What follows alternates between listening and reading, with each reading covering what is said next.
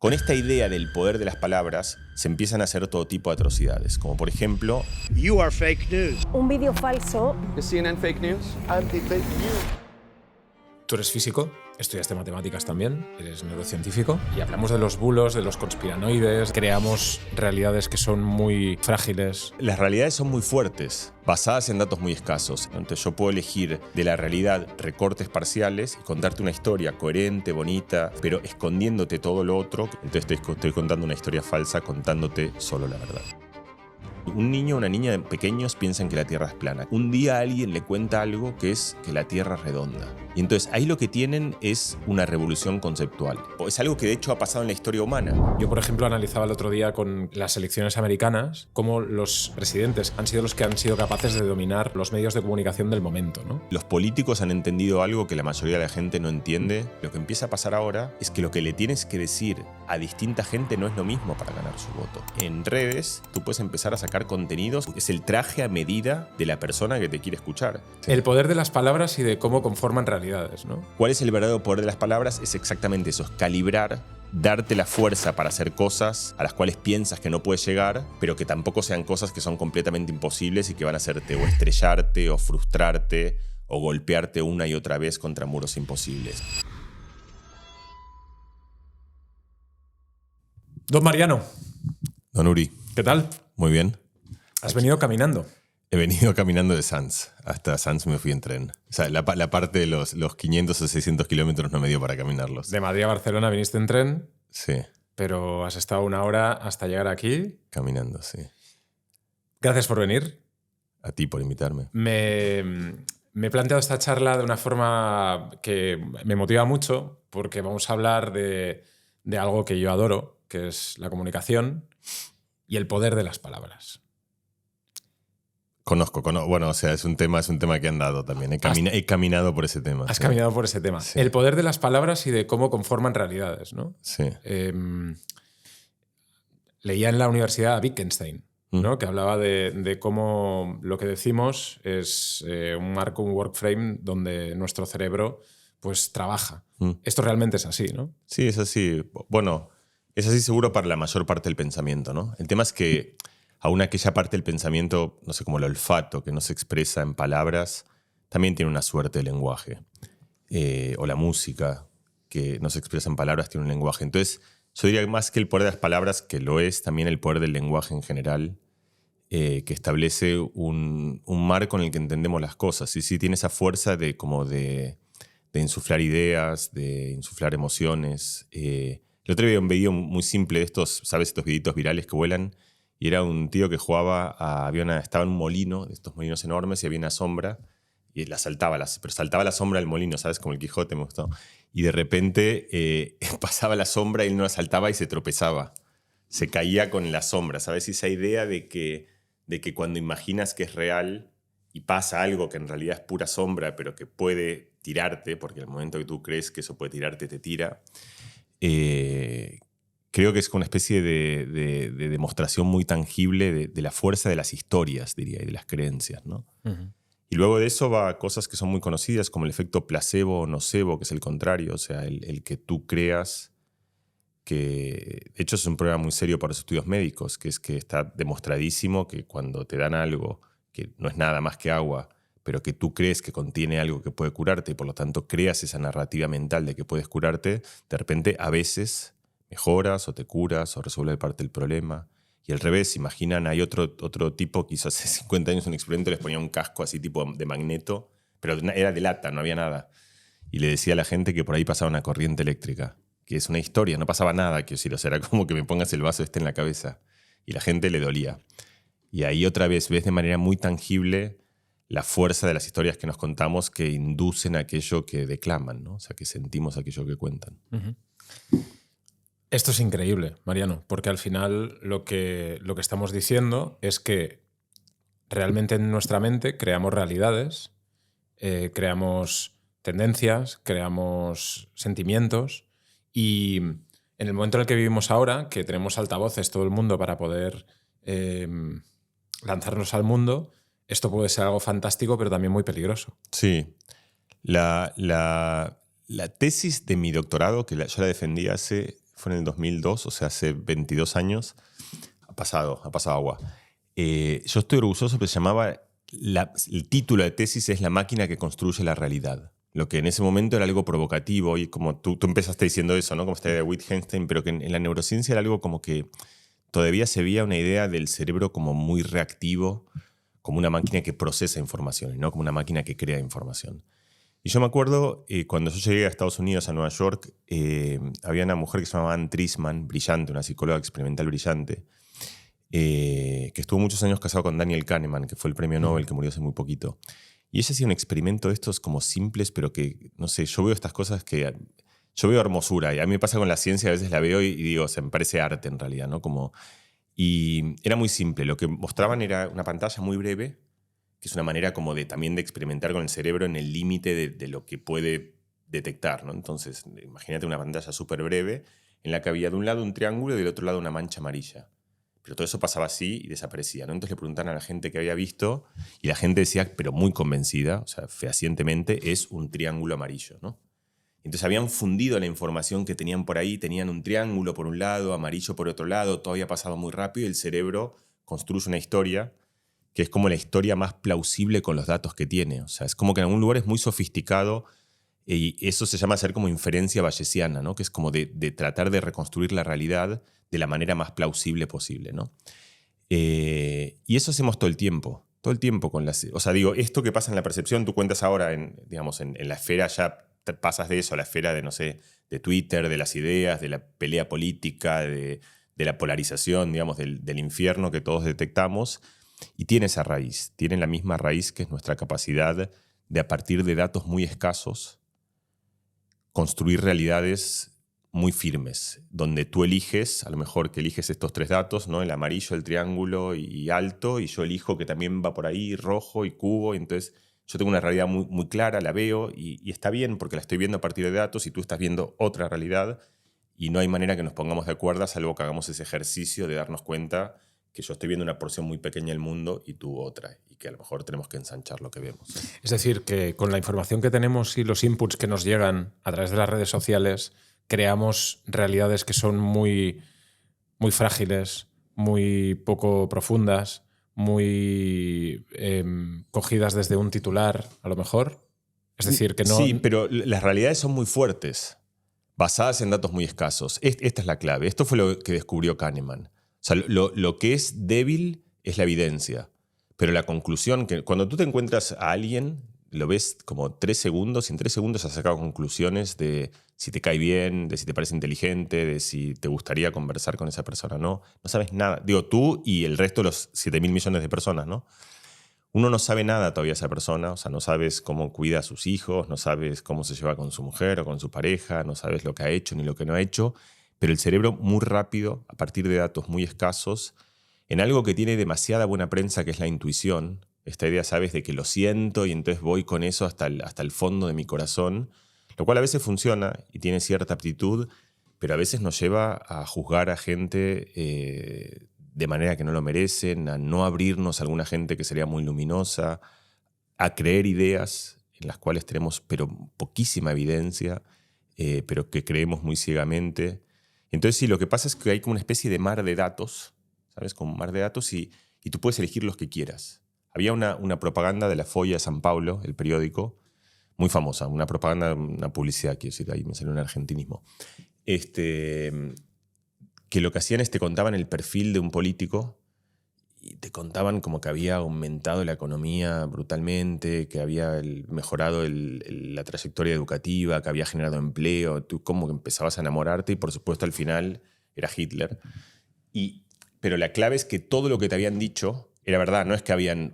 Y entonces al final esta publicidad, que era una publicidad de una prensa muy bien hecha, decía, uno puede mentir diciendo solo la verdad, ¿no? Entonces yo puedo elegir de la realidad recortes parciales y contarte una historia coherente, bonita, firme, que tú construyas una realidad, pero escondiéndote todo lo otro, que son cosas que vienen con eso. O sea, que el tío ha hecho una guerra, que ha matado millones de personas, que ha sido uno de los peores criminales de la historia humana. Si no te digo todo eso, entonces te estoy contando una historia falsa, contándote solo la verdad. Antes de seguir con el episodio de hoy, quiero aprovechar para agradecer al sponsor. Y ese sponsor soy yo mismo. Quiero hablaros rápidamente de mi nuevo proyecto que se llama Creator Studio. Como muchos sabéis, crear este podcast y poder vivir de ello es un sueño hecho realidad. Puedo traer invitados interesantes con quien tener charlas increíbles, compartirlo con vosotros y viajar por el mundo. Cuando trabajaba en la tele y en la radio, nunca me había imaginado tener mi propio programa y hacerlo a mi manera. Y todo esto partió de una decisión: adaptarme o morir. Crear una nueva carrera en este mundo digital o seguir dependiendo de las plataformas tradicionales era mi decisión. Sin duda, ahora sé que tomé la decisión correcta. Y eso es lo que hacemos en Creator Studio. Te ayudamos y te damos las herramientas para que tú también puedas construir tu carrera en esta era digital. Creator Studio es una plataforma donde puedes aprender y educarte en múltiples disciplinas de la creación de contenido y hacerlo de la mano de los mejores profesionales del sector. En mi programa, por ejemplo, te enseño a lanzar tu carrera creativa desde cero y sin fricción, tal y como yo lo hice. Y ese es solo uno de los muchos programas que se incluyen en la plataforma. Y tú puedes tener acceso a todos. Así que si quieres saber más sobre Creator Studio y lanzar tu carrera creativa, visita el enlace de la descripción. Ahora, seguimos con el episodio. ¿Y tú crees que ese es uno de los principios en los que ahora vivimos en redes sociales, medios de comunicación y los políticos están utilizándolas? Es decir, yo, por ejemplo, analizaba el otro día con las elecciones americanas cómo los presidentes que han conseguido llegar a ser presidente de Estados Unidos han sido los que han sido capaces de dominar el discurso o los medios de comunicación del momento, ¿no? Y pues dominaron la radio, dominaron la prensa, dominaron la televisión, y ahora había un análisis en el que hablaba de cómo Kamala Harris y Donald Trump habían hecho su juego para dominar los medios, y Donald Trump había ido a un sector que es el podcast. Y había hecho muchísimos podcasts. Y había tenido muchísimos más impactos que Kamala Harris utilizando otra vía, ¿no? Entonces, el poder de él adueñarse de un medio o jugar con ese medio y crear una realidad y unos discursos y unos mensajes que han calado en el electorado, eso es real. Sí, claro, es real, y además los políticos han entendido algo que la mayoría de la gente no entiende, que es, tú decías al principio, ¿no? que hacia donde veías esta conversación es una conversación sobre la comunicación, ¿no? Y cuando uno comunica con alguien hay una pregunta que nadie se hace en general, que es ¿por qué lo haces?, ¿no? Pero cuando uno habla, por ejemplo, cuando tienes una discusión con tu pareja, con tu hijo, o en la calle, con alguien que te has tropezado y que te pones a hablar, muchas veces uno empieza a esgrimir razones, ¿no? Como yo te he dicho esto y el otro, y uno se va a lo mejor contento porque ha dado mejores razones y ha ganado la argumentación, pero a lo mejor esa no era la razón de ese intercambio. A lo mejor la razón de ese intercambio era que la otra persona se sienta bien. O sea, a lo mejor tú le has convencido a tu pareja de que tenías razón, pero la otra se ha ido llorando y era mucho más importante en realidad que eso no pase. Y hay un montón de cosas que se nos olvidan porque saltamos muy rápido esta idea de que una conversación es para ganarla, y ganarla significa tener más razón que el otro. Y estas dos cosas no tienen ningún... A veces es el caso. O sea, en cierto tipo de debate político griego era el caso. Entonces, ¿por qué te cuento esto? Porque la conversación política, antaño se creía eso, ¿no? Como tú tenías un debate entre dos personas y el que ganaba era el que había esgrimido los mejores argumentos, ¿no? Entonces tú analizabas los argumentos que había dado uno, los que había dado el otro, pero eso presume algo que no es cierto, que es que el que da los mejores argumentos se lleva más votos. Y muchas veces el que lleva más votos es el que genera más empatía, y a veces el que genera más empatía no es el que gana, sino el que pierde, o el que de alguna manera no se muestra ni soberbio, ni pedante, ni prepotente, o a lo mejor ni siquiera tiene nada que ver con lo que han dicho, sino con cómo lo han dicho y cómo otras personas pueden mimetizarse y sentirse identificados con ellos. Entonces ahí aparece algo que en la comunicación política ya tiene muchos años, o sea, no es nuevo, ahora ha explotado, digamos, pero es algo ya con Reagan, o sea, hace mucho tiempo empieza esto, que es gente que empieza a pensar algo que en la comunicación política es como muy obtuso, y uno diría la comunicación política sería mucho mejor si no lo tuviese, que es esta idea de no importa tanto lo que digo, sino lo que importa es que yo tengo un objetivo, que es que quiero conseguir votos, y hago lo que tenga que hacer para conseguir esos votos. Y entonces empiezas con todas estas cosas de los sondeos inmediatos, donde para cada tema encuentras algo. No solo eso, sino que lo que empieza a pasar ahora es que lo que le tienes que decir a distinta gente no es lo mismo para ganar su voto. Y hoy existe esa posibilidad Eso eso casi como si lo piensas, es como ya como el infierno en la comunicación política, porque tú tienes al mismo candidato. Antes pasaba eso, porque cuando iba a un pueblo decía algo y cuando iba a otro pueblo decía otra cosa, porque elegía para cada El uno de esos discurso. dos públicos cuál era lo que sentía que era más efectivo como tono, como imagen, como contenido, y a veces incluso podía ser contradictorio. Pero ahora en redes, y más con inteligencia artificial, esas cosas, tú puedes empezar a sacar contenidos que están... Es el traje a medida de la persona que te quiere escuchar. Totalmente. Entonces, es terrible. Entonces tú empiezas a darle a todo el mundo lo que quiere escuchar, ¿no? Que es un poco lo que pasa en todo el contenido actual. O sea, cuando tú abres una plataforma cualquiera, de TikTok o Netflix o da igual, cualquier plataforma, te está dando lo que presume que tú quieres recibir, ¿no? Entonces eso da como una especie de círculo vicioso. Serotonina, ¿no?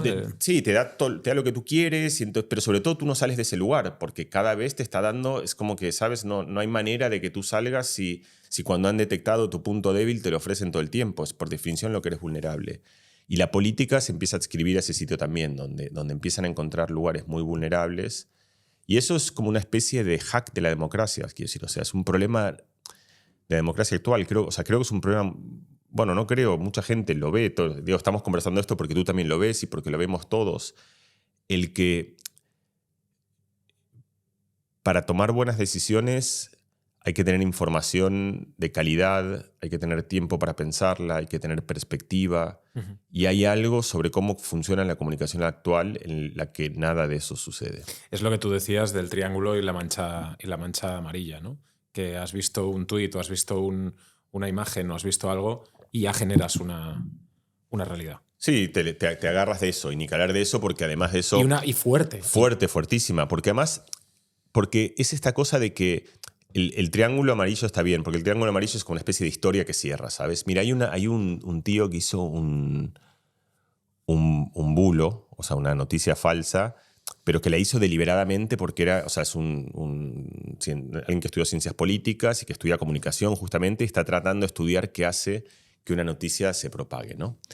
Y entonces él siembra deliberadamente en la red hace ya un buen tiempo una noticia que luego se hizo muy famosa porque cuaja, que es que los pájaros, tal como los conocemos, no son reales y que, o sea, los pájaros estos que son, digamos... Palomas. Palomas biológicas y que tienen corazón y sangre y que vuelan y que tienen plumas y que nacen unas de las otras y que son una especie así biológica, eso se extinguió en 1950 y que lo que nosotros pensamos que son pájaros son drones de la CIA teledirigidos. Lo he visto. Que en realidad...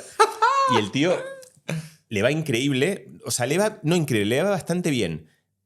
Tiene camisetas de los pájaros no son reales, carteles, adeptos, pero no termina de explotar. Y aquí es lo importante. ¿Cuándo explota esto? Que él se da cuenta que con su historia puede explicar algo de manera muy simple que en realidad es muy difícil de entender. Y lo que puede explicar, que es una genialidad, es por qué los pájaros se posan en los cables eléctricos. Sí. Que en su explicación es porque se están cargando. O sea, los drones tienen que cargarse y para cargarse...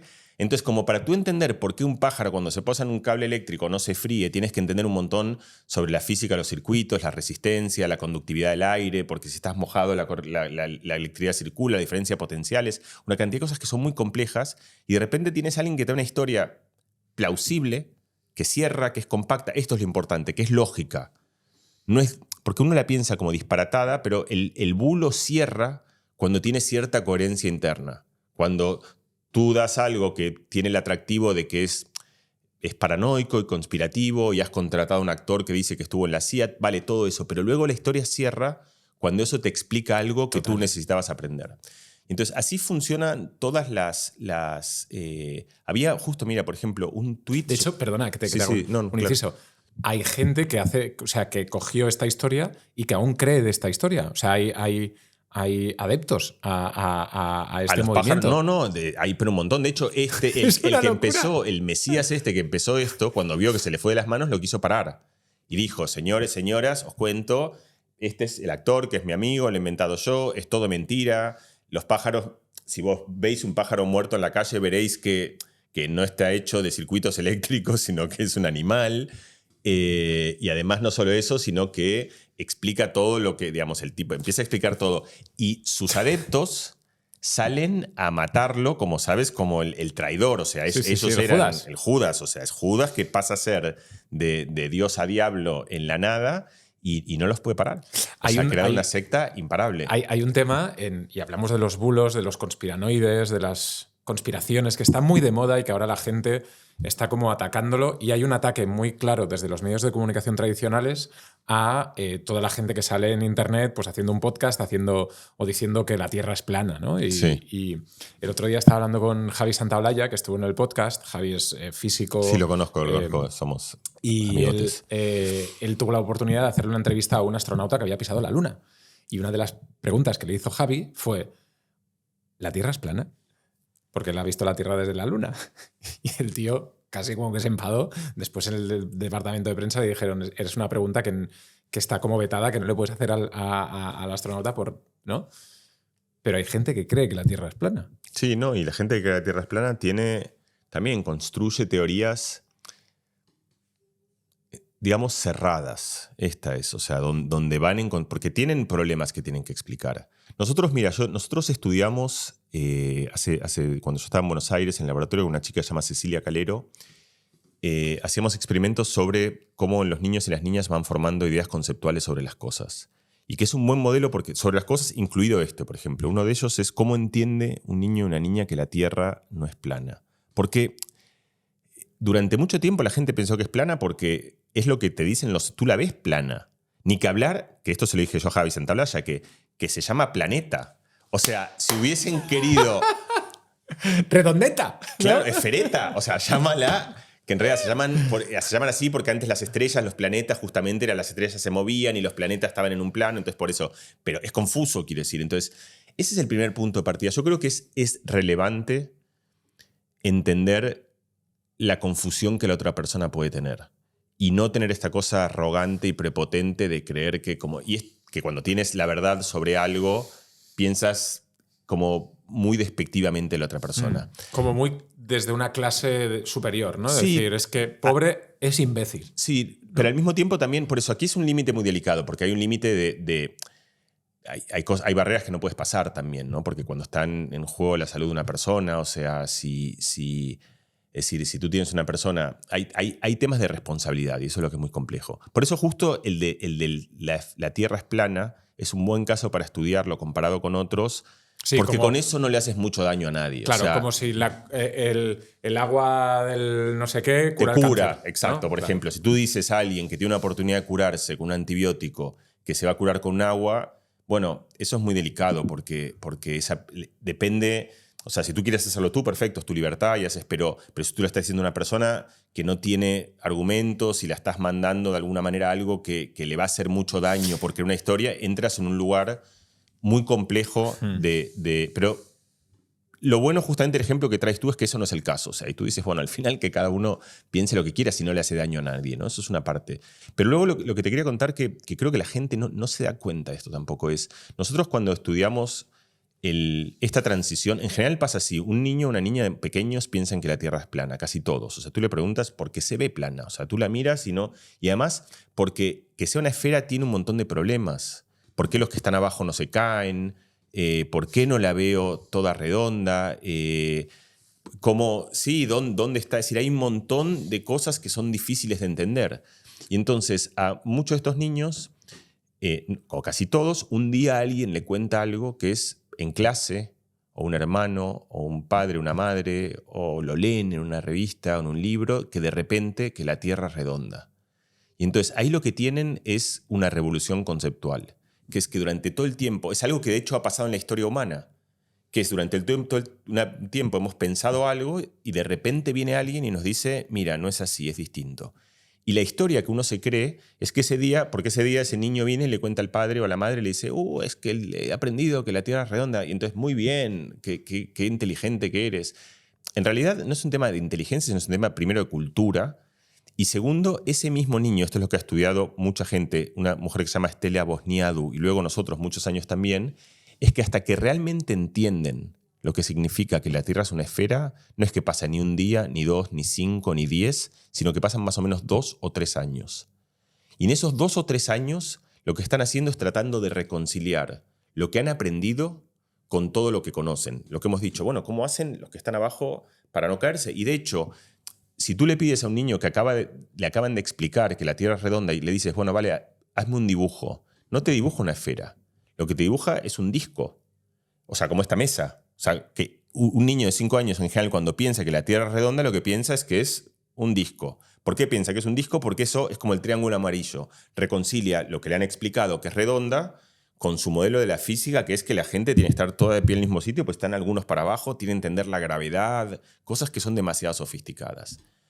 Y luego hay un momento que los niños piensan, esto es hermoso, se llama el modelo dual, casi todos los niños del mundo pasan por este estadio y los padres no lo saben, que es que entienden que la Tierra es una esfera porque han visto el globo terráqueo, lo han visto en una película, pero no entienden que ese es el planeta en el cual viven. O sea, si tú le pides que dibujen, es como que dicen, aquí está mi casa, mi árbol, mis amigos, la casa de Pedro, la de Ana, y por aquí arriba están las nubes, la Tierra, la Luna, el Sol. O sea, la Tierra es como uno de los tantos objetos cosmológicos, que es lo que se llama el modelo dual. Y entonces, entender esa idea realmente lleva un esfuerzo. Y yo creo que si uno vuelve a ese sitio, es parte de todo lo que estamos hablando, ¿no? Es como esta idea de que concluir algo no es tan simple como mirarlo 7 segundos y vale, lo he entendido. Claro. Entender algo es difícil, es laborioso, requiere solucionar conflictos de cosas que tenías. En general, tienes que entender distintas visiones y percepciones sobre algo. Y entonces cuando tienes esa visión un poco más amplia, también entiendes que haya gente que piense distinto. Luego hay algunos casos que son muy exagerados y es muy difícil entender que alguien piense, o sea, no sé, tú ves esos rojos, yo te digo, es negro, es muy difícil discutir, ¿sabes? Con alguien que ahí es un punto en el que es muy difícil discutir. Claro, pero ahora, Mariano, lo que estamos viviendo en la sociedad actual es que realmente la gente discute de una forma como que todo el mundo tiene derecho a poder discutir de todo. Es decir, hemos puesto en una situación donde parece que cualquier opinión puede ser discutible. Incluso que tú me digas que este vaso no es transparente. Exacto. No, es que yo lo veo transparente y te tengo que respetar porque tú lo ves transparente. Entonces... Sí, no, por eso ese es el relativismo que creo que es muy peligroso, ¿no? Y que, de hecho, yo me acuerdo cuando Javi fue a hacer este debate sobre el terraplanismo en Tartaria ahí, con Tartaria, en lo de Jordi lo hicieron, ¿no? Eso sí. Yo justo hablé con él unos días antes, estuvimos hablando sobre eso, y esa es como siempre la discusión en la comunidad científica, que es, y las dos posiciones otra vez son correctas. Una posición es la que estábamos hablando antes, que es tratar de entender cómo piensa la otra persona, tratar de entender qué tipo de razonamientos hace eventualmente para llegar a conclusiones que pueden ser conclusiones que no son ciertas, ir desde ese lugar comprensivo y tratar de acercar aguas. Esa es como una posición, ¿no? Y como escuchar los argumentos de la otra persona. Pero luego está el argumento que tú has dicho, que es un argumento que mucha gente tiene, y hay mucha ciencia que muestra que es el caso, que es que cuando tú pones delirios al lado de cosas sensatas como si fuesen de la misma calaña o del mismo tipo, entonces estás dando un aval a cosas que son completamente delirantes, ¿no? Y el ejemplo de eso siempre es, por ejemplo, si te vas al nazismo, o sea, que es el ejemplo clásico, digamos, o el que tú has dicho, que yo te digo, mira, no, esto es líquido, y tú me dices, no es líquido. Entonces, en el momento dices, bueno, mira, ya tú me dices que esto es líquido, es algo que ya no podemos discutir, lo que tenemos que hacer es, tenemos que entender por qué tú piensas que esto es líquido, pero tú estás delirando. Entonces hay un momento en el cual tú dices a la otra persona, la desacreditas, porque justamente le dices lo que estás planteando es un delirio. Y eso es cierto y es correcto, pero como siempre la pregunta es, ¿cuál es el punto? Porque también es muy tentador eso. Entonces tú puedes llevar a eso a casos muy donde, no sé, discusiones políticas actuales de cualquier tipo de conflictos del mundo, donde uno está parado aquí, otro está parado aquí, esta persona dice, no, lo que tú dices es un delirio, la otra persona dice, lo que tú dices es un delirio, y estas dos personas que son sensatas, les cuesta mucho entender que la otra persona no es idiota, no es imbécil, no es insensible, sino que está razonando desde una perspectiva bastante distinta. Lo pienso como en los conflictos, cualquiera de los que podríamos enumerar de los conflictos políticos actuales, que sobre todo los que están muy sesgados, que algún grupo de gente piensa algo y otro grupo de gente piensa algo. Es que no se dan cuenta que es que cada uno tiene su sensibilidad particular. Pero en ese sentido, Mariano, y lo digo porque lo he vivido, una chica en Australia, parte de mi familia está en Australia, en el colegio, ella se siente como si fuese una manta raya. Y tienen que aceptarla como si ella fuera una mantarraya, o eso es un delirio, o eso... Es decir, todas estas cosas, que esto es un ejemplo de muchos de los conflictos y dialécticas que pueden haber en el mundo, ¿dónde los metemos? Es que, ¿qué hacemos con todo eso? No, por eso está bien lo que tú dices, es importante, y yo creo que hay un momento en el cual una buena parte de la educación es dar ciertos anclajes conceptuales a las cosas, ¿sabes? O sea, no cualquier cosa es cualquier cosa. ¿Verdad? Y eso te da un lugar, por eso, o sea, esto no es líquido, o sea, es sólido, es un sólido, y es importante eso porque justamente el que sea un sólido hace que yo lo tiro, se golpee contra otra cosa y que se me lo pego en la cabeza. Entonces hay un momento en el que, por eso, si tú realmente crees que eres una mantarraya, bueno, para empezar tienes que vivir en el agua, quiero decir, o sea, y tienes que empezar a hacer cosas que te ponen en peligro y que no solo, o sea, hay un lugar donde además que dejas de tener un mínimo equilibrio de la sensatez. Lo que tú dices del anclaje. Del anclaje, con sí. una realidad, ¿no? Sí. Es como, no todo puede valer, no todo es... Bueno, por eso hay Yo no tengo una respuesta a eso. Yo tampoco, por eso te lo pregunto. Yo opino como tú. O sea, yo opino como tú, y hay situaciones que son muy claras. Yo veo un ejemplo claro que es cuando uno pone en riesgo a gente vulnerable. Vale. Eso a mí me parece un riesgo muy claro. Ese es un buen sesgo de decir... Niños y niñas que... Sí. O sea, por ejemplo, tú me dices un niño o niña que dice yo soy Superman y me puedo tirar. No eres Superman, no te puedes tirar porque si te tiras te mueres. Y si tú te crees esa narrativa, vas a hacer algo que te pone en peligro, porque justamente hablamos del poder de las historias, de las palabras, de las fábulas, de las confabulaciones. Y eso lo hacemos todos los padres cuando educamos. O sea, a un niño le decimos, mira, tú no puedes cruzar, a ti te parece que puedes cruzar la calle, pero no puedes. Y vas dándole ciertos anclajes de la realidad que en muchos casos están sobre todo muy vinculados a gente que no está preparada o que no conoce ciertos mundos en los cuales toman riesgos que tú quieres acotarlos, ¿no? Entonces, eso me parece que es un ejemplo muy claro. Luego, a partir de ahí hay un ejemplo de también eso choca. Por eso yo creo que realmente es complejo, porque choca con un derecho individual, o sea, con la idea de que si a mí se me canta pensar que yo soy una gallina rosa y que quiero vivir mi vida y no le hago daño a nadie, y tengo la responsabilidad para hacerlo, yo también entiendo que eso es un derecho y una libertad que cada uno tiene. Por eso creo que hay un conflicto que tiene que tener un punto de equilibrio entre hasta dónde sí y hasta dónde no. Pero una cosa es si yo pienso eso, soy adulto, hago lo que quiero. Para mí es parecido al ejemplo por ejemplo, de hecho es bastante parecido al ejemplo de la legalización de las drogas y de la libertad. O sea, ¿cuál es el argumento para legalizar o para no legalizar drogas? O sea, distintas. ¿Y por qué algunas drogas son legales y otras no? Digo, o sea, porque el tabaco es legal o el vino es legal, pero otras drogas, no sé, como los ciertos hongos alucinógenos no lo son. La gente que ha estudiado esto encuentra que esa discusión es muy poco racional. O sea, que si tú haces una especie de tabulación del peligro de distintas drogas, encuentras que algunas que son muy peligrosas, como el tabaco, son legales, y otras que no son tan peligrosas, a lo mejor como algún tipo de hongos alucinógenos, son ilegales. Encuentras que algunas legislaciones son de un tipo, como que hay mucha arbitrariedad.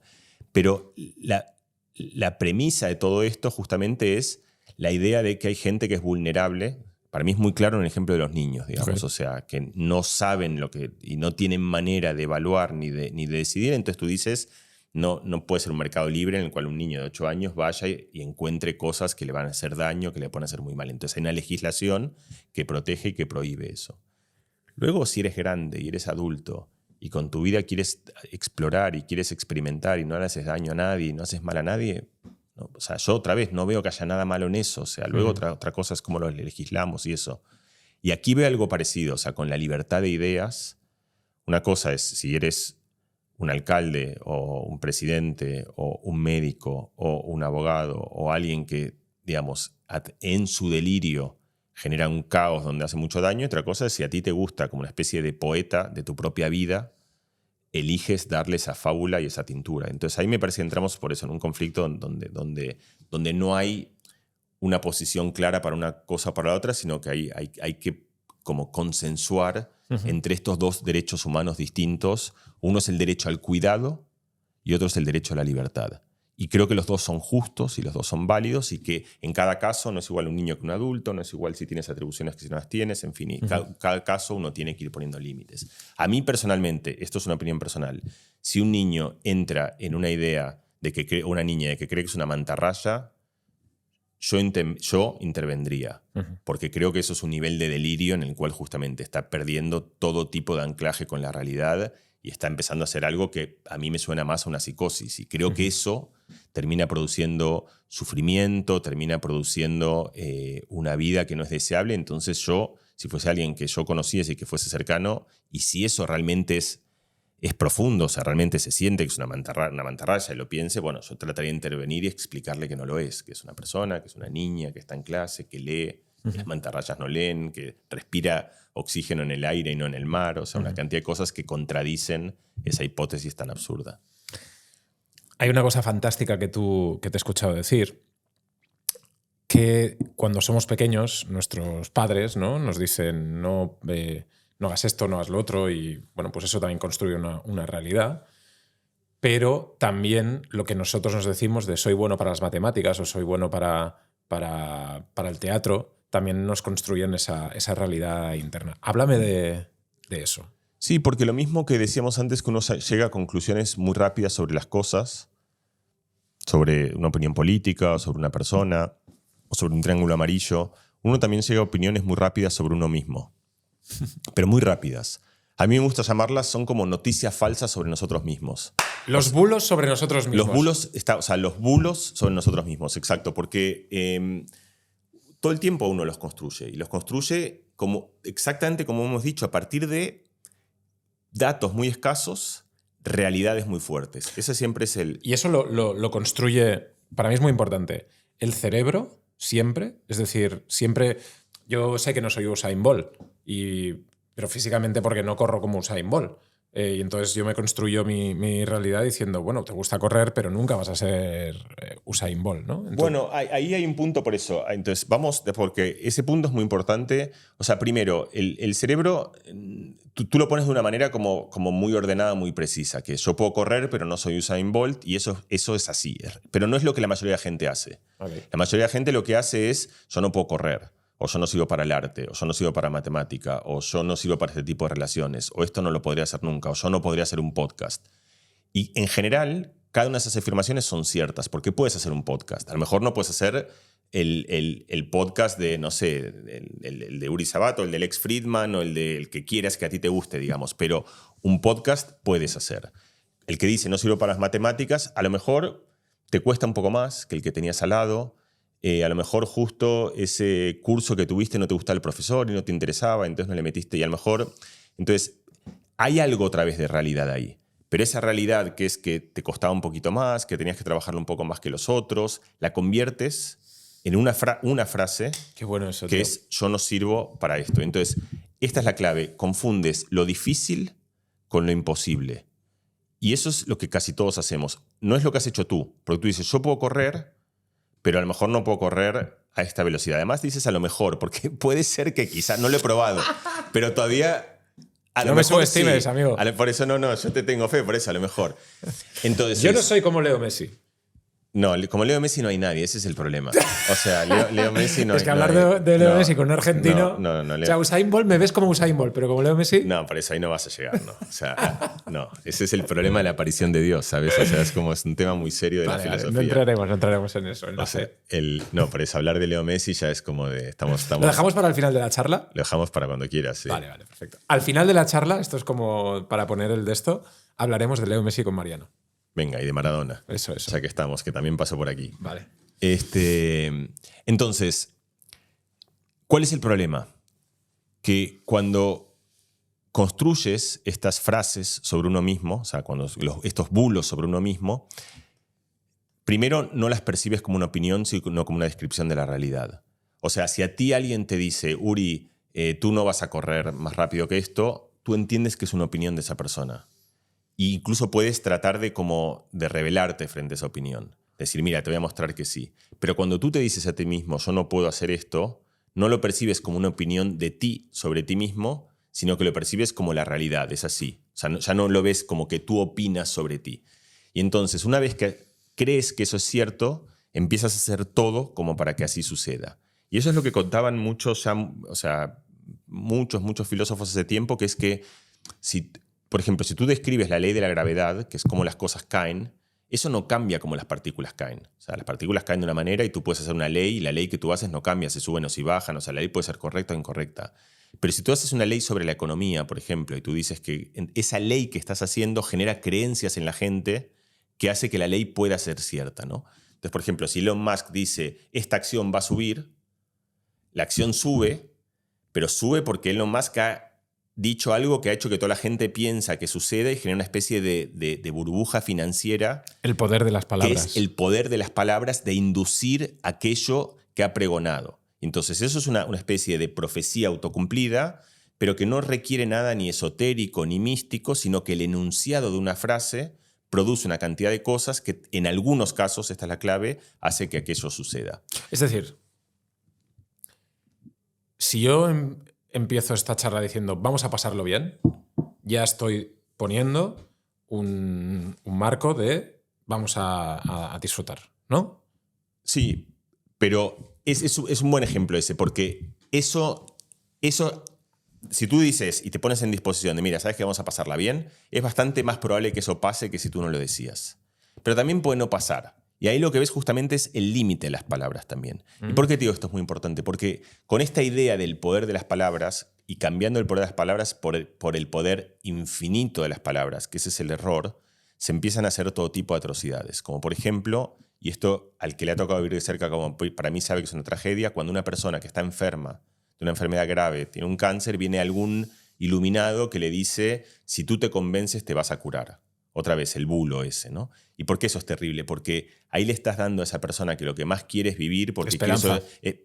La esperanza no está mal. Lo estás dando es una responsabilidad de que se siente que si no vive es su culpa porque no está induciendo los pensamientos correctos y no está, entonces, encima de que tiene una tragedia personal, es la culpable. La esperanza sí es buena y es importante, porque la esperanza, hay un montón de evidencia que muestra que dar esperanza cumple esta profecía de que puede darte el salto necesario para llegar a algún lugar.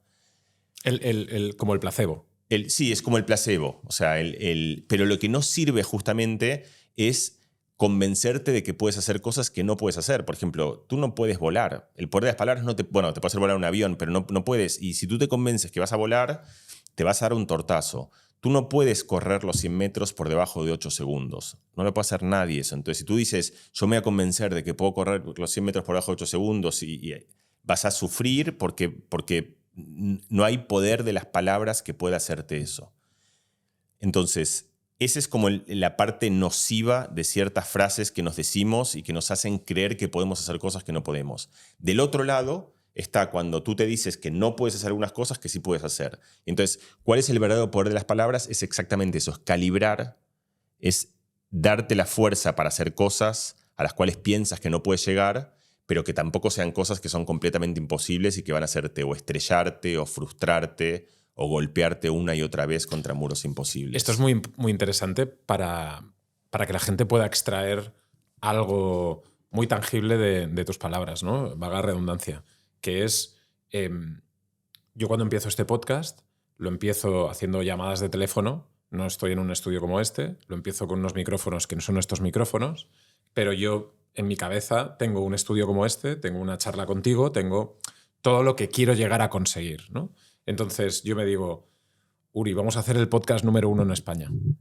Y es un camino que yo empiezo con un teléfono o con una videollamada, pero tengo claro, ¿no? Y entonces esas palabras también me están llevando hacia eso, ¿no? Entonces la gente, en el caso de que hagan un podcast, o en el caso de que abran una tienda, o en el caso de que empiecen una carrera universitaria o que estén haciendo una maratón, ¿no? Vamos a empezarla porque voy a acabarla, ¿no? Sí, sobre todo porque es algo que puedes hacer y que además, esto es muy importante, que si te marca un camino que te lleva a una buena dirección. Porque si tú te pones, por ejemplo, tú dices, voy a hacer el podcast número 1 en España, ¿no?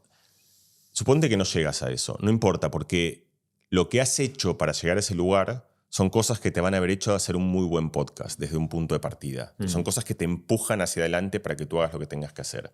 Hay un jugador de ajedrez que se llama Magnus Carlsen, que es como el gran mago del ajedrez hace 20 años, fue campeón del mundo hasta que se aburrió de ser campeón del mundo y no lo jugó más.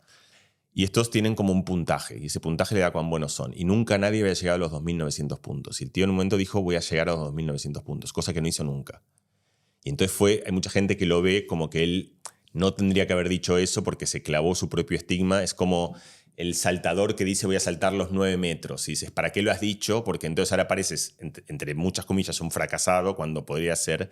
Y él dice muchas veces, a mí decir que iba a llegar a los 2.900 me hizo trabajar para haber sido lo bueno que fui. Y si yo no hubiese puesto esa barra, entonces ahí está la clave, que es poner estas ideas, pero en el nivel correcto. ¿Qué dice el nivel correcto? Que entiendes que si no llegas ahí tampoco es el fin del mundo, que es algo para empujarte y para motivarte y algo que te pone en movimiento y en marcha. Y eso es otra vez, creo que el uso correcto de las palabras. El uso correcto de las palabras es casi como algo que... terapéutico. Que te empujas a la mejor versión de ti mismo, ¿sabes? O sea, que te lleva a ser... Cuando por algún motivo, ya sea porque son muy perniciosas y nocivas, o ya sea porque son delirantes, lo que hacen es que te frenan o que te frustran, entonces esas mismas palabras te cierran puertas. A veces por excesos de un lado o por excesos del otro. En cambio, cuando las usas, entre comillas, responsablemente, con conocimiento, sabiendo lo que puedes aspirar y sabiendo incluso lo que puedes soñar, que es algo que sabes que no vas a llegar, pero no importa. Es como tu narrativa de algo que te mantiene en hilo y en movimiento. Entonces es cuando se vuelven, como ahí sí, se vuelven formidables. Y el ejemplo, uno de los ejemplos, en a ti que te gusta correr, tú sabes que el récord de la milla, o sea, si tú haces como va cambiando el récord de la milla en el tiempo, va bajando como todos los récords, y bajan sobre todo porque mejora la tecnología. O sea, hay mejor calzado, hay mejor tecnología de entrenamiento, hay mejor tecnología de alimentación, pero muchas veces lo que cambia también son las barreras mentales. Y en particular, durante mucho tiempo nadie pudo bajar de los 4 minutos el récord de la milla hasta que vino Bannister, este es Sir Roger Bannister, que el tío es un ser, bueno, no sé si vio, no, creo que no había más. Y es muy bonito como lo cuenta él, porque él dice, o sea, yo no veía ninguna razón por la cual se puede correr en 4,01, pero no en 3,59. Y dice, pero yo veía, porque además yo entiendo la fisiología y entiendo, es decir, no era un lunático que decía esto que te digo, yo voy a correr los 100 metros en 3 segundos, que tú dices, bueno, nada, o sea, si te sirve, hazlo, pero no lo vas a hacer. Este era alguien que entendía y que veía que había un límite, que era un límite cultural, una barrera humana, era algo que habíamos dicho, esto no se puede hacer. Y de hecho, una vez que él supera ese límite, como que en 5 años, no te digo que se volvió fácil, pero un montón de gente empezó a correrlo por debajo de 4 minutos. Lo que muestra que cuando alguien te muestra que es posible, solo se ha roto esa barrera de que habíamos todos declarado que era imposible, de repente lo hace él y el otro y la otra y la otra y el otro y el otro, y hay muchos que empiezan a hacerlo porque lo que se rompió es la barrera psicológica. Qué bueno eso, ¿eh? Hay como esa persona que cambia el rumbo de la historia o que consigue cosas que parecen imposibles y a partir de entonces como que marca el camino para que tú sigas ese camino, ¿no? Sí, ese es el efecto esperanza, que existe también en él, es el que te muestra. Por eso en las crisis de estos también son cosas que ¿Tú crees que estamos viviendo una crisis ahora? ¿En el mundo? Sí, yo creo, bueno, o sea, yo sí. O sea, estamos todos en crisis, quiero decir. O sea, yo estoy viendo una crisis, creo que todos. Hay una cosa que es difícil ver el tiempo de uno desde una perspectiva histórica, ¿no? Esto pasa mucho, ¿no? Por ejemplo, yo creo que sí estamos en crisis y que hay... pero también estoy atento a esta idea de que siempre ha sido una narrativa la añoranza por las décadas anteriores, ¿sabes? O sea, nuestros padres también nos decían no cuando nosotros éramos y los padres de nuestros padres, y cada uno ve con cierta nostalgia cosas de otro tiempo. Y yo, es parte de lo que decíamos antes, yo trato de estar atento a eso, a esos vicios. Entonces, por ejemplo, seguro hay una crisis de la conversación, hay una crisis política, hay una crisis de ideas, hay una crisis de intolerancia, una crisis de atención, pero yo me he leído, o sea, Montaigne, que era, o sea, él vivía en Francia, era como una especie de iluminado en Francia mientras estaban los católicos y los hugonotes, donde ahí si opinabas distinto que el otro, no es que te atacaban en Twitter, es que te clavaban una espada en el corazón. O sea, quiero decir, ha habido momentos más polarizados de la historia humana, mucho más que estos. Ahora tenemos la sensación de que estamos como en el epicentro de la polarización humana, pero por suerte, digo, todavía hay algo de cordialidad, por lo menos en algunos sitios, en otros no. O sea, hay sitios en el mundo en el cual todo está explotando y las cosas están pésimo. Entonces, la percepción es clara que es de una crisis, creo que lo sentimos todos. Pero creo que también es bueno tener como al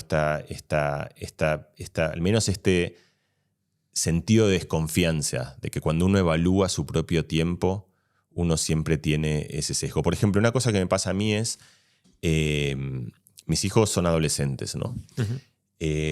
Y son unos tíos divinos, divertidos, me la paso bien, pero a mi gusto son mucho más gamers de lo que querría, ¿no? O sea, los dos.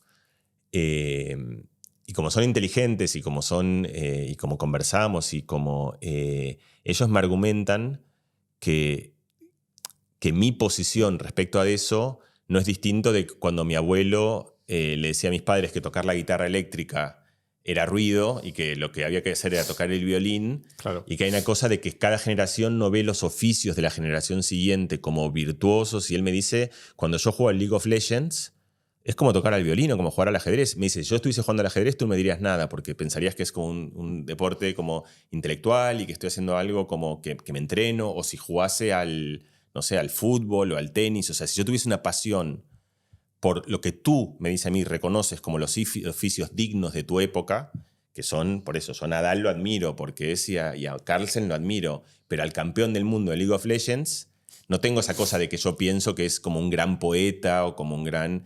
Entonces, él dice, lo que tú tienes es que eres un viejo obtuso que no ves... Y yo lo escucho, o sea, lo escucho porque creo que tiene razón y trato, también tengo mis argumentos, que es que no es lo mismo estar enfrente de una consola que en un sitio al aire libre en el cual te estás moviendo y que hay cosas del sedentarismo, pero entonces me dice, vale, pero el violín también es sedentario. O sea, tiene su... Te rebate, ¿eh? Sí, tiene, y rebate bien. Y yo, hasta donde puedo, porque también tengo la elasticidad que tengo, pero intento también salir de este lugar en el cual el adulto predica al niño todo el tiempo, otra vez, y le enseña cómo son las cosas y darme cuenta que ellos conocen un mundo al cual yo casi ya no entro. O sea, yo no sé qué pasa en Discord, no sé qué, o sea, no son barrios que no conozco. Claro. Y el otro día hablábamos justo de la guitarra, porque le decía, no, pero toca la guitarra, y me decía, no, pero papá, es que yo la música que escucho ahora no se toca con la guitarra porque ni siquiera tiene armonía. O sea, ya no te digo, o sea, es que no tiene... Y para mí lo que yo intento hacer con eso, cuando me hice con eso, es no rebatirle, sino al revés, como admirarlo, quiero decir. O sea, como no juzgar desde tu punto de vista, sino intentar ponerte en ese punto de darle valor. De 15 años. No, y darle valor, que él está viendo y que es un tío que piensa bien y que está viendo un mundo que yo no veo y que es un mundo en el cual pasan cosas valiosas y bonitas y bellas y que a lo mejor eso tengo que aprenderlas también y que tengo que beberme todo eso. En este sentido, Mariano, volviendo al caso del podcast, cuando yo salgo de trabajar en la radio, en la televisión y digo voy a hacer un podcast, mis padres o mis compañeros dicen, pero ¿qué dices? Claro. ¿No? ¿Cómo vas a salir de trabajar en la radio a trabajar en YouTube? Sí.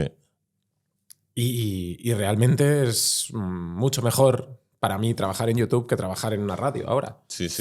Entonces... No, es así, es que pasa. Cuando me dice. A mí no me dice los profesionales de League of Legends, o sea, son.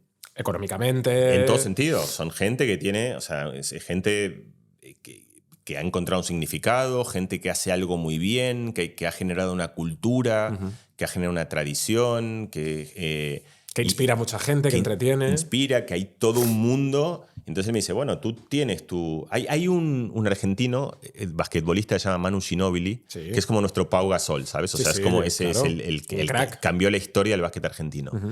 Y un amigo mío... ¿Dónde jugó en la NBA? En los Spurs, en San Antonio Spurs, con Tony Parker y con Duncan. Y además Argentina fue el primer equipo que le ganó a Estados Unidos en un mundial, que le ganaron esa semifinal épica y luego ganan la final con Serbia, donde Manu Ginóbili hace un tiro, ¿sabes? O sea, tiene como esos tiros épicos catarsis, del último segundo. Sí. Por esta cosa que tienen Gasol o Nadal o algunos pocos deportistas. Leo Messi. Messi. Segunda vez ya que mentamos a Messi. Sí. Final de la charla hablaremos de Leo Messi. O el Dibu Martínez. Pero que tiene esta cosa de que tienen ese momento épico de un segundo en el cual cambian la historia de un deporte. ¿Te puedo hacer un impasse en eso? Tuve la suerte de poder hablar con Gervasio de Fer. Gervasio es campeón olímpico en Sydney y Atenas.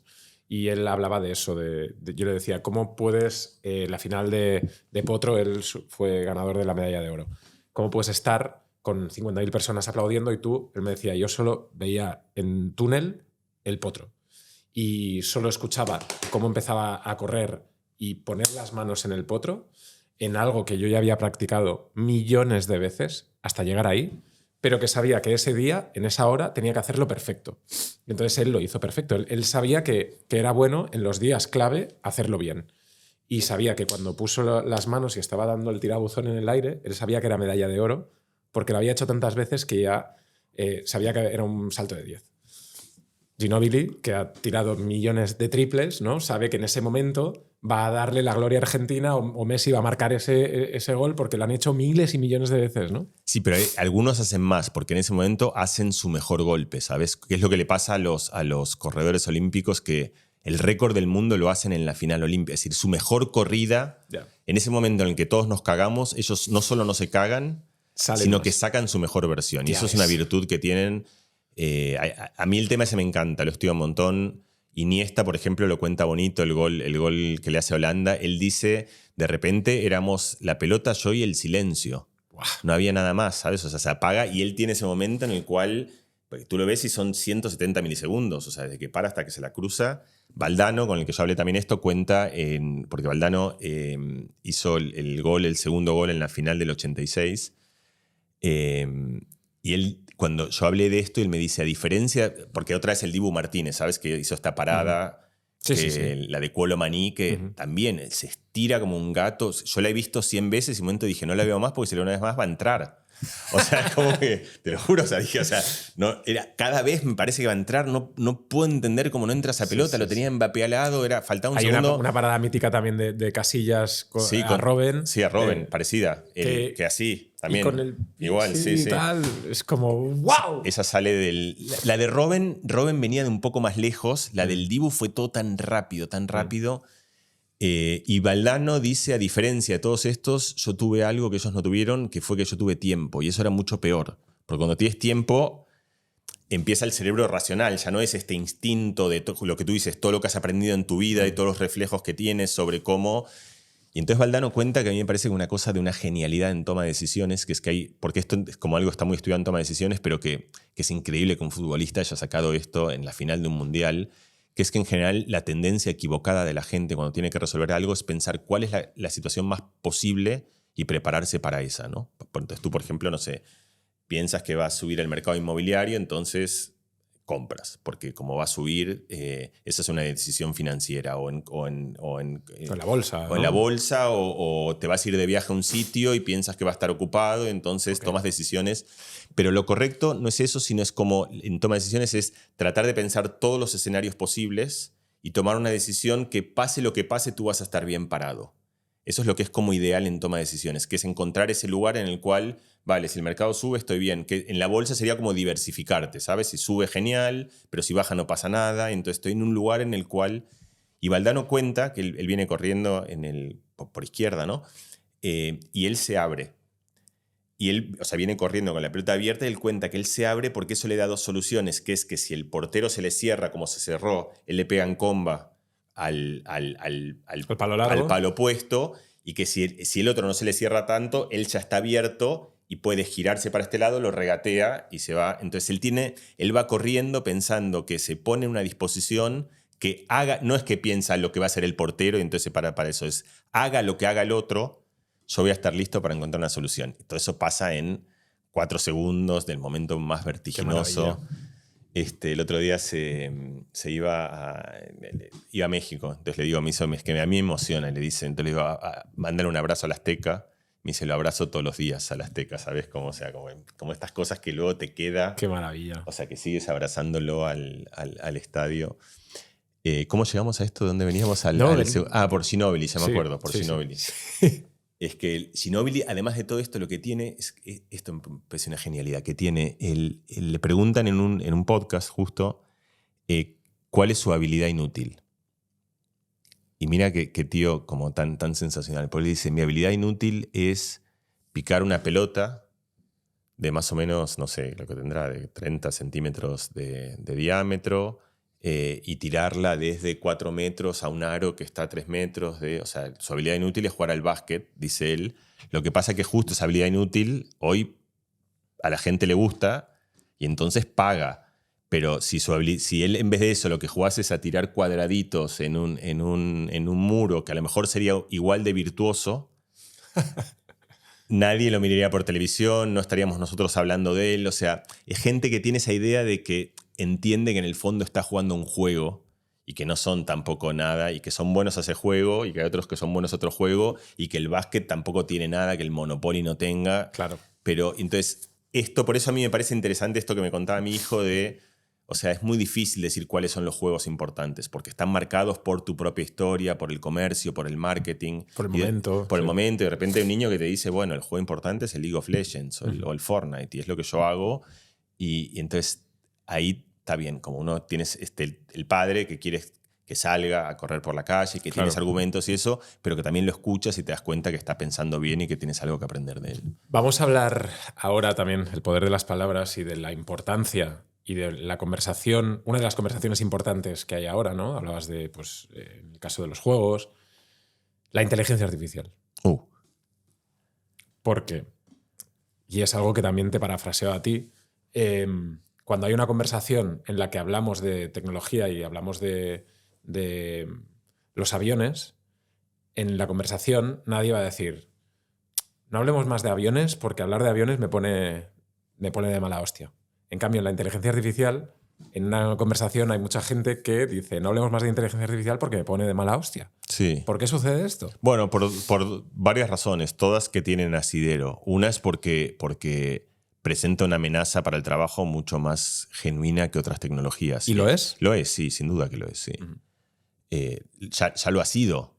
O sea, hay muchos trabajos que están en enorme riesgo o sea, que lo están. O sea, y siempre ha pasado con la historia de las tecnologías que las tecnologías reemplazan algunos trabajos, o sea, esto no es nuevo, y la gente que pertenece a esos gremios resisten y pelean contra el advenimiento de esa tecnología, pero después de algún tiempo la tecnología termina más o menos arrasando y lo que hay es un desplazamiento de algunos trabajos a otros trabajos, ¿no? Entonces, en el largo plazo tú puedes pensarlo que casi todo el mundo trabajaba hace muchos años en la agricultura, y ahora tenemos máquinas que hacen el trabajo agrícola y nosotros hacemos podcast o hacemos ciencia. Es decir, podemos hacer otros trabajos porque hay tecnología que permite hacer los trabajos que no hacíamos antes. O sea, permite hacer que reemplaza los trabajos que antes teníamos que hacer. Y ahí creo que hay algo virtuoso en la tecnología, justamente. Es como el lugar, digamos, en una versión más naif, esa es la versión más buena en la que tú dices, bueno, o sea, que encontremos tecnologías que hagan lo que los griegos llamaban los trabajos deloicos, los trabajos rutinarios, aburridos, los menesteres, que los hacemos solo porque hay que hacerlos, y nosotros podemos dedicarnos después a lo que los griegos llamaban la virtud, o sea, justamente a conversar, a hablar con los amigos, al gimnasio, el gimnasio griego, que es el gimnasio de la mente y del cuerpo, a hacer música, a hacer arte, a querer, es decir, como hacer las cosas que uno piensa que nos hacen humanos. De ¿no? humanos, sí. Esa es la fábula que uno querría contarle a un niño, pero las cosas no son así, por supuesto. O sea, las cosas, y en particular lo que pasa con la inteligencia artificial, y esto es lo extremadamente raro, es que no suplanta aquellos trabajos rutinarios y monótonos y que requieren de la fuerza, sino que reemplazan a los que nosotros hemos pensado siempre como los trabajos más humanos. Es decir, empiezan a reemplazar al que traduce, reemplazan al que escribe, al que hace música, reemplazan al que conduce un avión y que lo aterriza, es decir, reemplaza al que conduce un tren, reemplaza al arquitecto que planea una ciudad. Reemplaza al que hace un podcast. Reemplaza al que hace un podcast. ¿Sabes? ¿Lo has visto eso? Que puedes pedirle que te haga un podcast. Sí, sí. No es tan bueno como el mío, pero... No, por ahora. Pero eso pasa, pero ese no es tan bueno como es la resistencia normal, que, por ejemplo, en los casos que lo hemos visto era como el taxista que con el navegador decía, apagaba el navegador porque si a mí me va a enseñar cómo conducir por las calles de Barcelona esta tontería, o sea, yo que hace 20 años. Y entonces ahí ves una cosa también que es muy importante, que es, no solo hay un asunto práctico que en sí ya es muy importante, sino que también hay un asunto del significado, ¿no? Que es que el trabajo es casi como esencial a la ética humana, ¿sabes? Porque uno, para mí hay algo, y eso ni siquiera, quizá justo es bueno que lo reflexionemos, o sea, cuando tú le preguntas a alguien, ¿qué eres? La gente te dice, soy carpintero o soy periodista. Sí. Que le define como su identidad. O sea, el trabajo define, uno podría decir, o sea, soy una persona que sueña estas cosas, soy una persona que quiere a esta gente, que no quiere esto, que piensa, que es sensible, pero nosotros no decimos eso, decimos yo soy herrero, soy taxista, soy carpintero, como si eso definiese tu identidad. Entonces, cuando de repente esa identidad empieza a estar tomada por cosas que no son, por entes que no son humanos, se produce algo que chirría mucho. Porque efectivamente nadie se enfadaba con una palanca que es capaz de levantar un peso que nosotros no levantamos, pero cuando hace aquellas cosas que nosotros pensamos que definen nuestra identidad, nos pone en jaque y nos cuestiona, porque, o sea, ¿cómo puede ser que si esto es lo que soy y una máquina hace esto, qué es la máquina y qué soy yo? O sea, entonces, frente a eso tienes distintas respuestas. Una es enfadarte mucha, o otra que es interesante decir, bueno, a lo mejor esto no es lo que soy yo. Un poco lo de Ginóbili, ¿sabes? O sea, yo no soy el que tira la pelota en el aro. O sea, eso podrá parecer genial, pero a fin de cuentas es un truco. Y a lo mejor también contar buenos cuentos parece genial, pero a fin de cuentas es un truco. Y a lo mejor lo más bonito de lo humano justamente no es ni siquiera eso que hemos pensado como siempre que era la virtud. Lo máximo del humano, ¿sabes? Que son como las canciones de los Beatles o bueno, las que te gusten o las pinturas de Warhol o lo que uno mandaría al espacio. A lo mejor lo más bonito del humano es una madre abrazando a su hija, es una persona dándole mano a la otra, es dos personas llorando de risa al mismo tiempo porque han descubierto algo, y no esos oficios, aún esos oficios entre comillas intelectuales, que en cuanto vemos que hay un algoritmo que puede hacerlos, está de vuelta esta reacción de enfadarse mucho, y hay otra reacción que a mí me parece que tiene también sentido y que es decir, bueno, o sea, a lo mejor nos estamos viendo algo que podemos encontrar todavía una versión que sea aún mejor de nosotros mismos, con esta provocación que nos está haciendo. Hablabas de cómo nos definimos a nosotros mismos. ¿Cómo te defines tú a ti mismo? Yo te decía antes cuando empezamos, te decía ahora hago cosas, ¿no? O sea, yo creo que soy un experimento, o sea, que tengo un alma experimental, profundamente experimental. O sea, y experimental quiere decir juguetona, o sea, como que me gusta ensayar, me gusta jugar, me gusta probar, me gusta tropezar, me gusta explorar. Y siento que eso ha sido un poco como que soy un explorador, a lo mejor eso es como un genuino explorador. Lo que pasa es que decir eso suena muy pedante, eso no me gusta, pero creo que tengo una vocación. La otra cosa que yo he encontrado siempre es que yo, ¿sabes? Todos de niños. Hay un libro que se llama El arte, de Juanjo Sáez, un dibujante de aquí de Barcelona. Sí, es fantástico. ¿Lo leíste? Juanjo le conozco. El libro es una maravilla. Y en ese libro, Juanjo habla de un artista que no me acuerdo quién es, pero que a él le cae muy mal, un artista alemán. Y entonces cuenta una entrevista a este artista alemán que le preguntan, maestro, ¿usted de cuándo pinta? ¿No? Y dice, yo desde muy niño ya pintaba cuadros a los 2 años. Y Juanjo le dice, ladrón, a los 2 años pintábamos todos. O sea, lo que pasa es que lo raro en todo caso es que no has dejado de hacerlo, pero no te jactes de que pintabas de niño, porque... Y a mí eso me resonó mucho porque justamente yo creo que hay una cosa que a mí me gusta estar como muy adscripto, que son los oficios de la niñez, que son bailar, pintar, jugar, dibujar, explorar, experimentar y escribir, contar historias, narrar, mentir. Es decir, hay como todo un ensayo de la infancia que tiene que ver con hacer tierra, en el cual se ponen en juego. Entonces, si lo piensas, es como que todos los niños son como personajes del Renacimiento. Son niños que nos están preguntando si esto es ciencia o si esto es arte, o si cuando estoy armando un Lego lo que estoy haciendo es arte o ciencia. Es arte y es ciencia y es una manera de indagar y de descubrir. Y a mí, si acaso, me gusta pensar que yo persisto en esos oficios de la niñez. O sea, yo sigo todavía como un poco ahí deambulando. Tengo esa suerte de de que no he estado forzado a abandonarlos por tener que ocuparme de otros menesteres. Y entonces me puedo dedicar a hacer estos ensayos. Y una cosa que me ha pasado es que cuando yo tenía un laboratorio, que yo lo dejé hace 7 años, mi laboratorio, la gente que dice un laboratorio piensa que son tubos de ensayos y química. Mi laboratorio es un sitio en el que estudiamos comportamiento humano o estas cosas, digamos, el lenguaje, la toma de decisiones, el aprendizaje, la música. Entonces venía gente y nosotros observábamos lo que hacíamos, le hacíamos hacer cosas. Pero luego más y más yo me he convertido como el sujeto en mi propio experimento. O sea, es como que cuando dejé el laboratorio me di cuenta que lo más interesante era poner mi propio cuerpo en la mesa y ver qué pasa. Y uno que te empecé a esbozar al principio, pero que te lo cuento como porque viene al caso de qué es lo que pienso que soy, digamos, como yo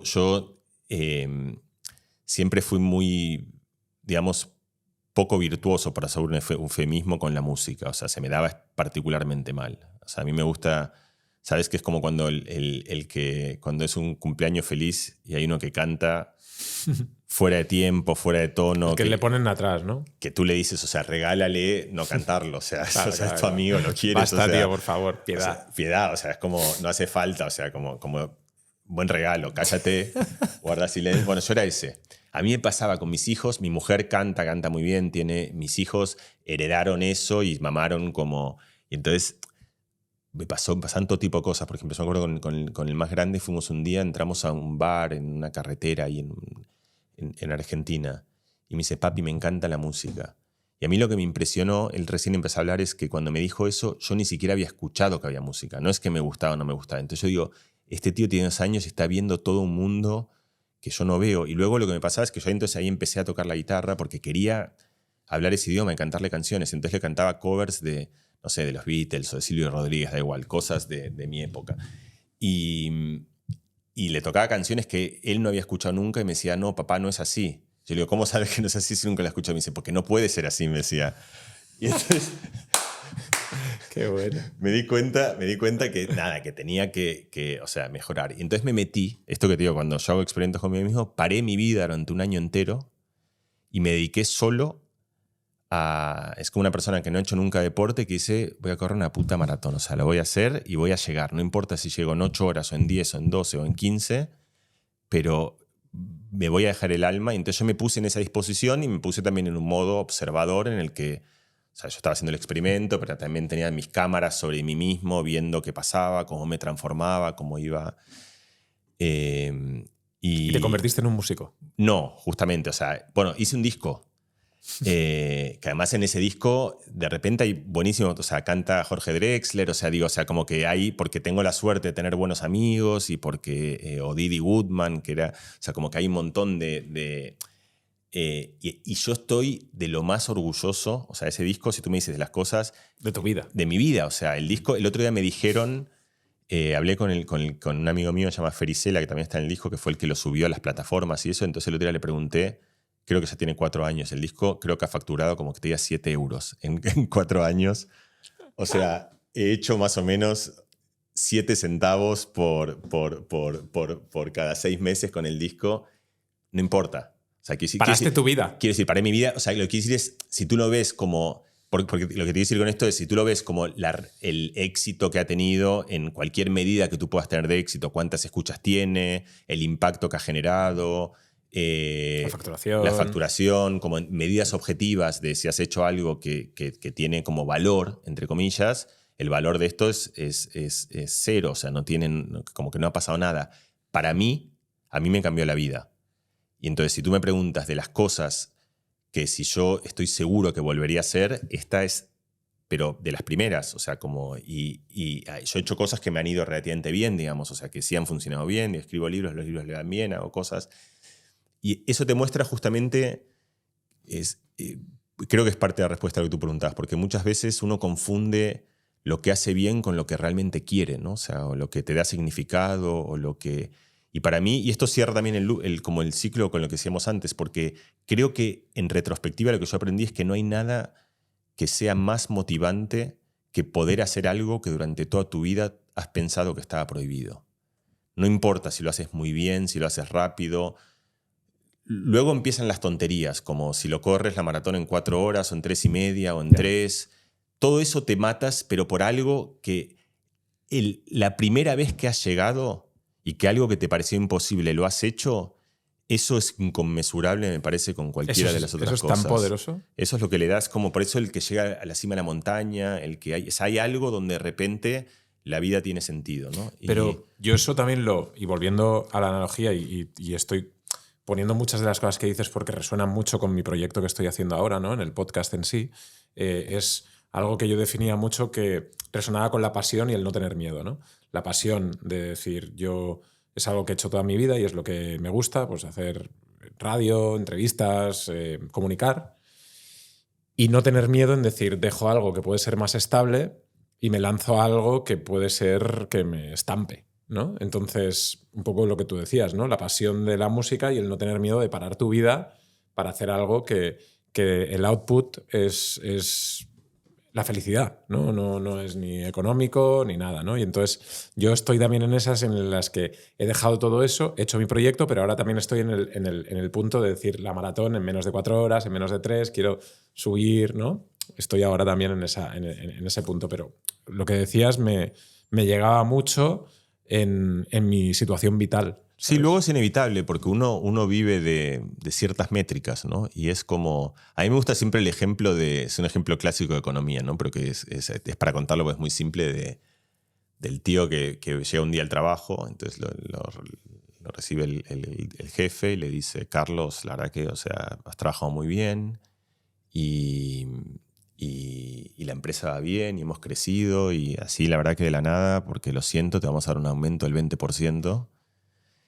Porque la verdad que es para festejar lo que está pasando. Entonces el tío sale, o sea, con una sonrisa, o sea, la acaba de subir, o sea, y entonces va a contárselo a Pedro, al amigo, ¿no? Entonces Pedro viene de otro lado y Pedro lo interrumpe y le va a empezar a decir, pero otro dice, ¿no sabes lo que me ha pasado?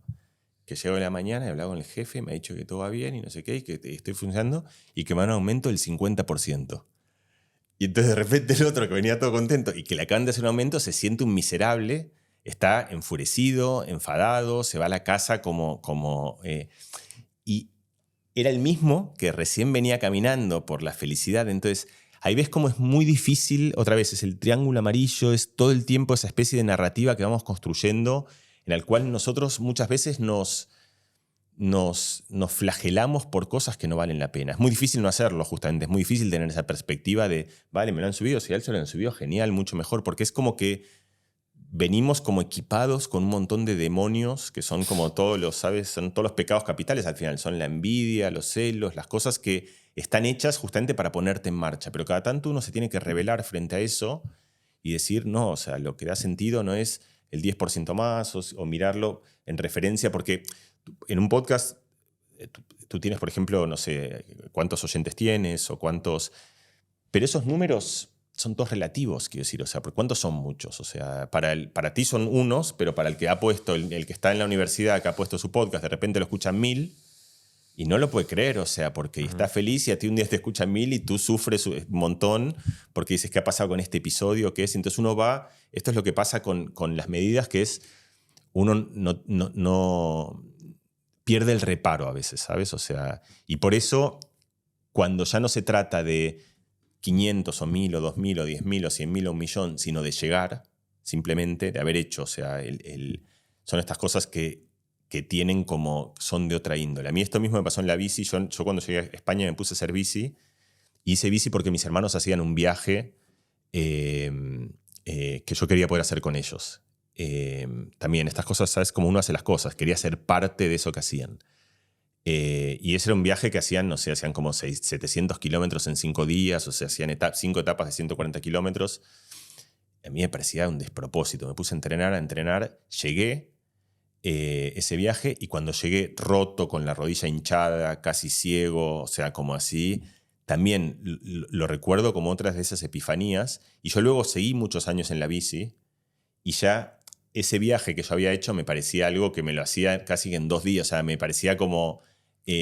pero nunca más, y le empecé a tener a ir más rápido que un montón de gente y más rápido que lo que yo hubiese imaginado, y ya empezaba a subir Morcuera en un tiempo o en otro, a hacerme estos puertos en un tiempo. Nunca jamás tuve la felicidad que tuve cuando llegué roto en 37 horas a 18 kilómetros por hora, último, pero logré algo que era un intangible porque justamente no está medio en números, sino en haber llegado. Y por eso yo creo que a veces, por eso creo que vale la pena. O sea, todo esto que estamos hablando, porque creo que muchos de nosotros nos perdemos oportunidades por haber decretado que no podemos hacerlas o por pensar que no las haremos demasiado bien, de cosas que en realidad no importa hacerlas bien, ni hacerlas rápido, ni lento, sino simplemente hacerlas. Y la gente que cuando las hace descubre como momentos que son profundamente gratificantes de su vida, yo creo. Tú eres físico, estudiaste matemáticas también, eres neurocientífico y vamos a hablar de algo muy importante. Leo Messi. ¿Cómo lo ves?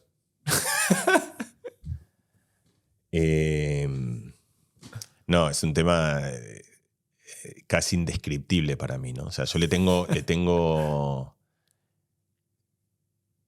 creo que la primera palabra es gratitud, ¿no? O sea, a mí, esto justo lo hablaba también con Valdano.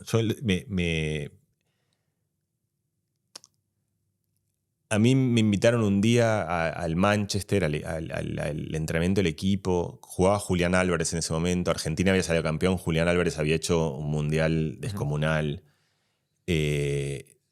Para los que no conozcan, es un niño con acné, ¿sabes? O sea, es como, o sea, realmente, o sea, pero que de repente se comió el mundo y de repente jugaban como jugaban Enzo Fernández. Esos argentinos jugaban como si jugasen en el patio del colegio. Estaban jugando como en la final del mundial.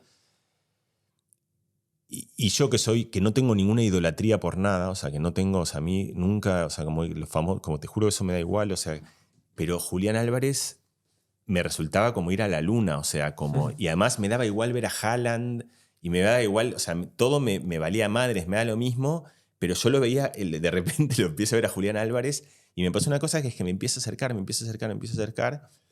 y cuando ya lo tengo al lado me doy cuenta que no hay manera que yo le cuente toda la gratitud que le tengo, porque él no puede absorber la gratitud de millones y millones de personas, que es una gratitud genuina, porque lo que me pasó a mí es que los abrazos que yo me he dado con mis hijos, los mejores abrazos de mi vida, me los he dado gracias a ellos. O sea, es de verdad. A una circunstancia y situación que ellos provocaron. Ellos provocaron, no es, o sea, cuando de repente Leo clava ese tercer gol en la final más absurda de todos los tiempos, con la pierna derecha que era, o sea, que además un gol que no se sabía si era gol o no, porque no se sabía si la pelota había entrado o no, si era fuera de juego, y nos miramos y después nos dimos un abrazo que, o sea, a mí me gustaría abrazarme así con mi hijo todos los días, pero la verdad es que no lo hago, o sea, yo necesitaba, fue como que toda esa historia y esa narrativa y los no sé cuántos años desde el 86 y todo lo que yo les había contado sobre Maradona y lo que vivimos en Madrid, pero la Argentina, es decir, como que de repente se juntan como todo un montón de cosas de un ideario que hace que cuando Messi hace ese gol, para mí ocurra algo de verdad, genuina. Eso es lo que quiero decir. O sea, que no es una idolatría pura en el sentido de intangible. Es gente que ha transformado mi realidad. El ejemplo, Maradona con esto era especial, porque los que son de mi generación, yo escribí un texto sobre esto, ya se titulaba Mi amigo Maradona, porque tantas veces la vida se me ha hecho más fácil por Maradona, o sea, de estar en una situación de esas que dices, es que de esta como salgo, y de repente dices, soy argentino, Maradona, o sea, como te estoy hablando esto en los 90, ¿no? O sea, como hace en la época de la efervescencia de Maradona. Sí. Que tú es como alguien que sientes agradecimiento, ¿verdad? No es solamente que te gusta cómo juegan al fútbol, es gente que ha cambiado tu vida. A mí Messi tiene por una parte eso. Yo me voy a jactar aquí, o sea, de que yo soy mesiánico de la primerísima hora, o sea, que los del Barça eso parece como un absurdo porque siempre ha sido así, pero tú sabes que en Argentina Messi durante muchos años fue como... Sí. Como a mí en el 2006, mi primer estudiante de que termina la tesis, en la tesis me agradece a mí por haberle hecho ver que Messi era Messi en el 2006. O sea, que es de las cosas que estoy más... Te quiero decir, o sea, yo a Messi lo tengo en el corazón desde que, o sea, Qué como... bueno. Y cuando yo estaba en el partido ese con Alemania, cuando Pekerman no lo pone, que yo ahí tengo una teoría que luego se volvió, o sea, mi impresión es que si yo a Pekerman lo adoro, o sea, Pekerman era el entrenador que era el entrenador de los jóvenes, o sea, en el 2006 agarra el equipo argentino, agarra un equipo que era un equipo fenomenal, le va muy bien, llega contra Alemania en los cuartos de final, Argentina juega bien con Alemania, gana 1-0 con un gol de Ayala, y faltando 30 minutos hay una especie de momento trágico en el que pasan dos cosas, que es que lo saca Riquelme, lo pone a Cambiaso, lo saca Batistuta, lo pone a Cruz, que era un delantero alto para que defienda, y Messi, que había jugado el partido anterior contra Serbia y que venía medio lesionado y que era un Messi todavía que arrancaba, quiero decir, o sea, como no lo pone. Y está la famosa imagen de Messi como encabronado en el banquillo de suplentes, como diciendo cómo puede ser que yo no entre. Y yo estoy convencido que si lo ponía Messi en ese partido, o sea, no solo hacía un despelote de los que luego sabíamos que hacía, o sea, que se hubiese cargado, o sea, con los alemanes como estaban, que estaban 2 tiros para adelante, Messi se hubiese hecho un festín ahí.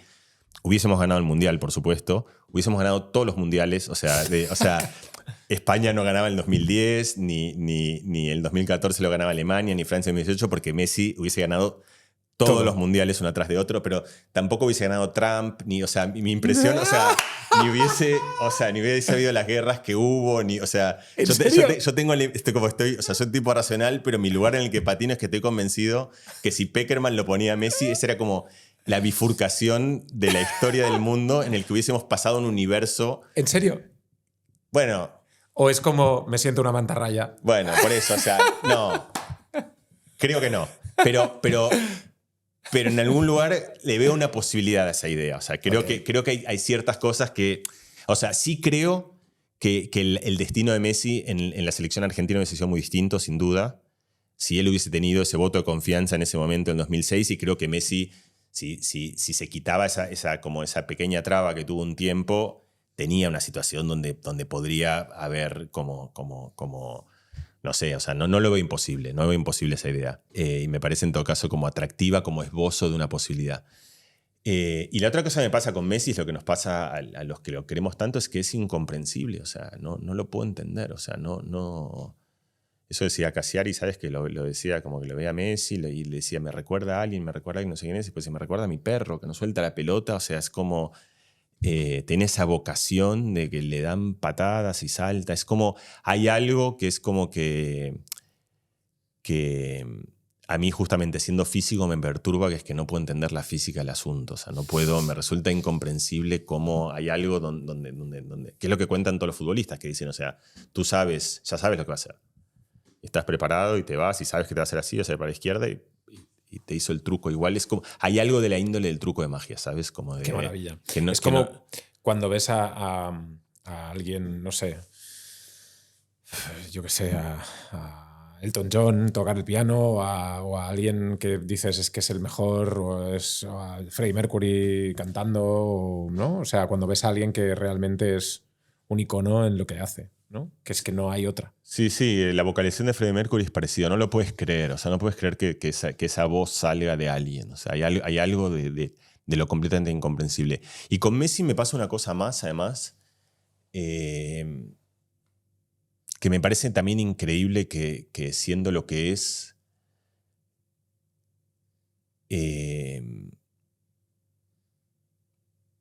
mantenga el perfil que mantiene, ¿no? O sea, que sea alguien como y eso me parece también una maravilla. Me contaba justo uno que cuando hicieron lo del Cirque du Soleil, que justo no salió muy bien, que iban a encontrarse, que habían quedado con Messi, ¿no? Uno que estaba en la producción y quedaron. Y habían quedado a las 6. Y Messi parece que llegó a las 6:05. Y llegó y estuvo 10 minutos disculpándose con todo el mundo, diciendo que estaba desolado, que el tráfico lo había más como dando excusas porque él venía conduciendo, o sea, parecía como alguien, o sea, en vez de decir como diciendo perdón, y uno dice, o sea, eres Messi, has llegado 5 minutos tarde, o sea, que podría no decir nada justamente, pero él elige decirlo, ¿no? Como, y él, me parece que hay algo también en esto que va a dormir la siesta con Antonella y que lleva él a los hijos al colegio y que tiene como una... no sé, que al fin de cuentas sigue siendo un pibe de barrio, ¿no? Nunca dejó de serlo, ¿no? Como que tiene ese lugar de... Y esa singularidad tan grande, porque siempre ha sido muy difícil, ¿no? Que eso justamente es lo que pasó con Maradona, ¿no? O sea, nadie puede imaginar lo que es ser Maradona. O sea, como entonces, cómo haces para predicar sobre lo que tendría que haber hecho, no hecho, sus exageraciones o sus... Pero me resulta como tremendamente singular que alguien pueda ser así en el... Es como una, o sea, dentro del campo de juego es como la bestia más letal del universo y sale y es el tío más normal del mundo, ¿no? O sea, como sin pausa, o sea, como que pasa de que le gusta escuchar con sus canciones con sus 3 amigos, que son lo mismo de siempre y que como que parece... Tendrá sus cosas como todo el mundo y en el vestuario habrá lo que pase y pase, Claro. pero digo, para ser Messi, o sea, es llamativamente sencillo como tío, ¿no? Y eso, no sé, también me parece que toda esa cosa junta, hay algo que lo hace muy querible y muy incomprensiblemente querible. Yo a Messi lo adoro, o sea, es como mi fibra, o sea, lo quiero con toda la fuerza de mi corazón. Me encantaría, o sea, una de las personas, ¿no? Dicen, ¿quién te gustaría en el podcast entrevistar? Yo siempre, o sea, en el top 1 siempre digo Messi. Sí. ¿No? Que me encantaría. Sí. Mariano, ha sido un placer conocerte y tenerte aquí en el podcast. Pues igualmente y brindo porque pronto en esta silla esté Messi charlando contigo. Ojalá. Gracias por venir, gracias por hablar de algo que me apasiona y que nos apasiona aquí en la Fórmula del Éxito. Esperamos una segunda oportunidad, una segunda charla. Cuando venga Messi ahí me llamas y vengo, hacemos un cabeza. Perfecto, gracias por venir. Gracias.